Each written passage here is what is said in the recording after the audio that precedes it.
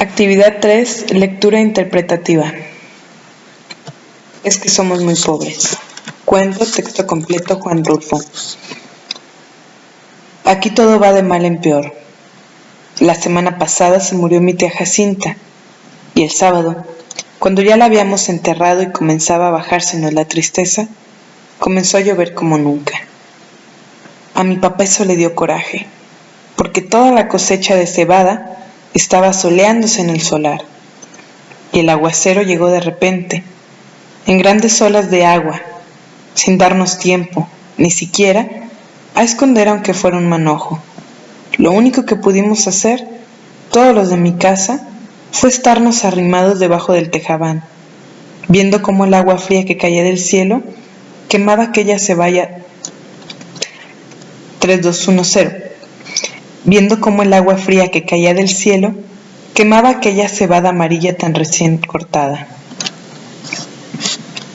Y apenas ayer, cuando mi hermana Tacha acababa de cumplir 12 años, supimos que la vaca que mi papá le regaló para el día de su santo se la había llevado al río.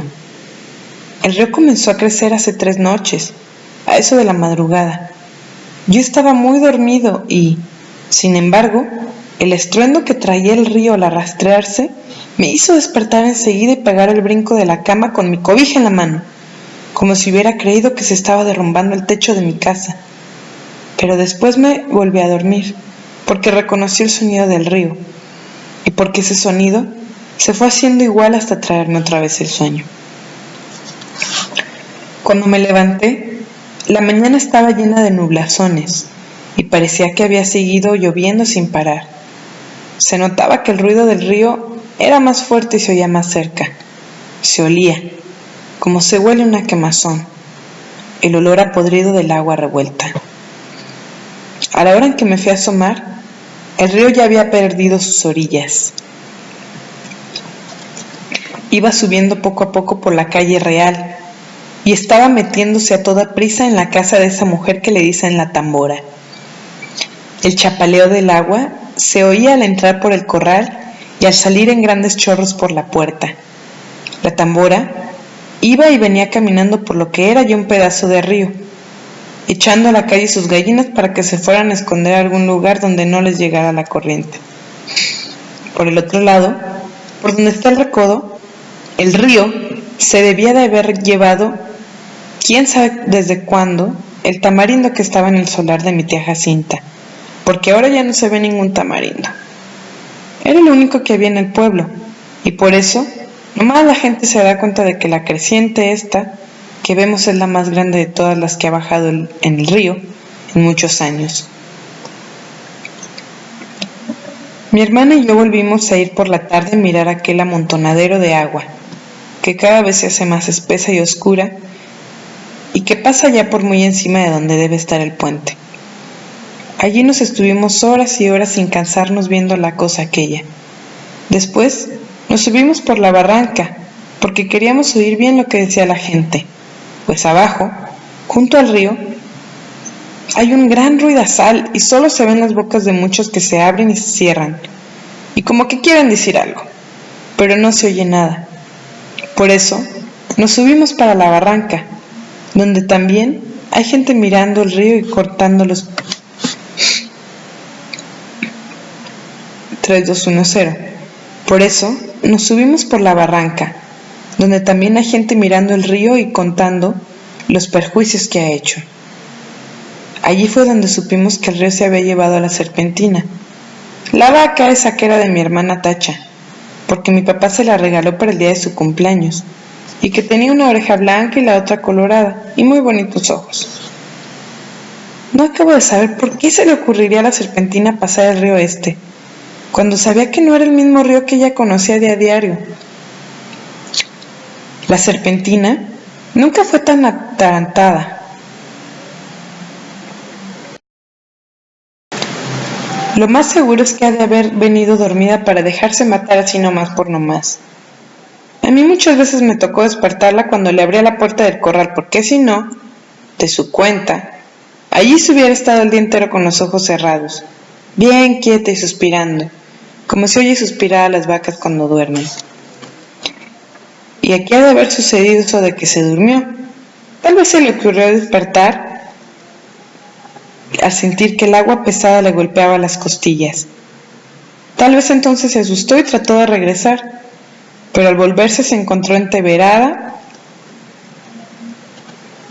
y acalambrada en aquella agua negra y dura como tierra corrediza. Tal vez bramó pidiendo que le ayudaran. Bramó como solo Dios sabe cómo. Yo le pregunté a un señor que vio...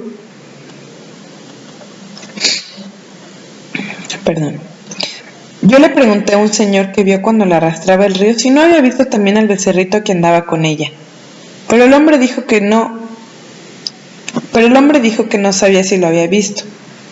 Solo dijo que la vaca manchada pasó patas arriba muy cerquita de donde él estaba, y que allí dio una voltereta y luego no volvió a ver ni los cuernos, ni las patas, ni ninguna señal de vaca.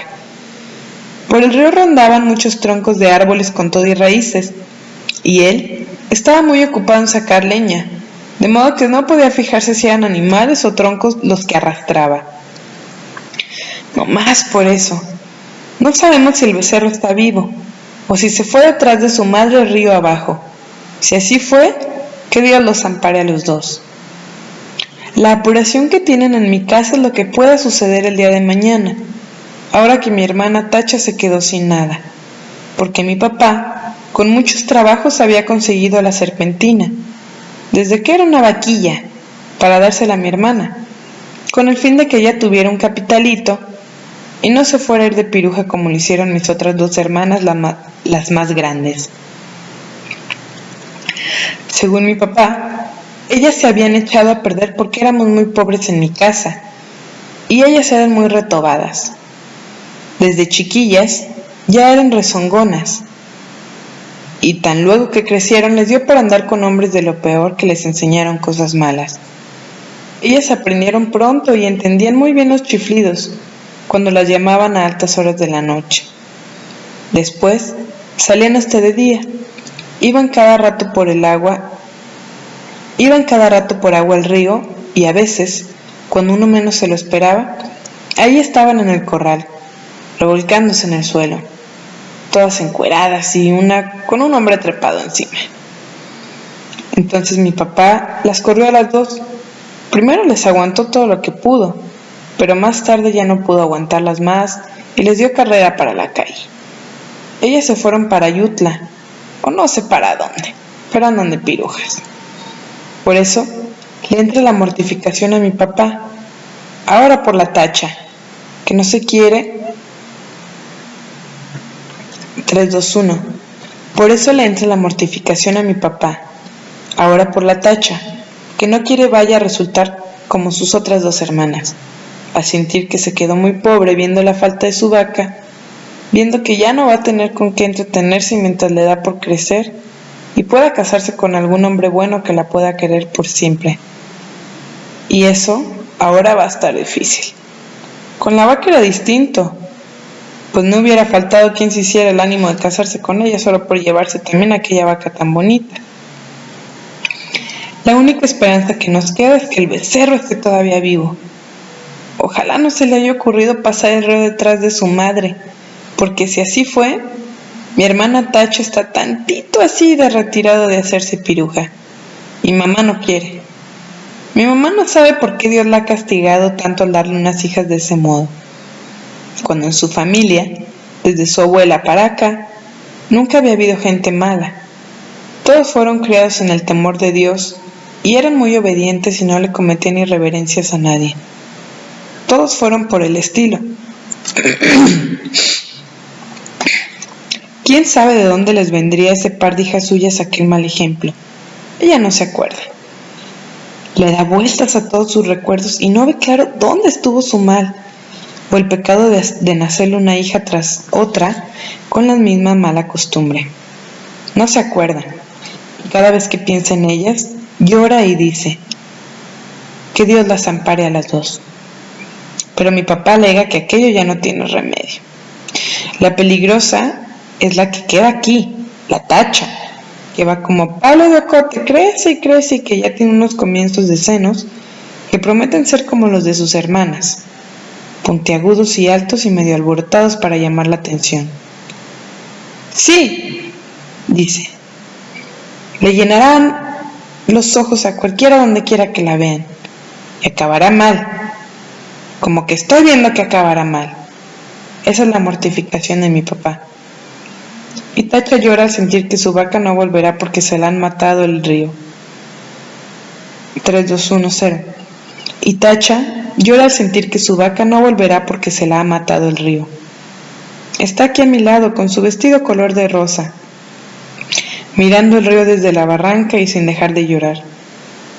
Por su cara corren chorretes de agua sucia como si el río se hubiera metido dentro de ella. Yo la abrazo tratando de consolarla, pero ella no entiende. Llora con más ganas. De su boca sale un ruido semejante al que se arrastra por las orillas del río, que la hace temblar y sacudirse todita, y mientras la creciente sigue subiendo. El sabor a podrido que viene de allá salpica la cara mojada de Tacha, y los 2 pechitos de ella se mueven de arriba a abajo sin parar, como si de repente comenzaran a hincharse para empezar a trabajar por su perdición.